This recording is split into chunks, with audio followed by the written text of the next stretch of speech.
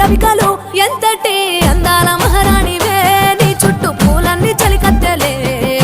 నిన్ను చూడాలని ముందుగా వచ్చిందే పువ్వు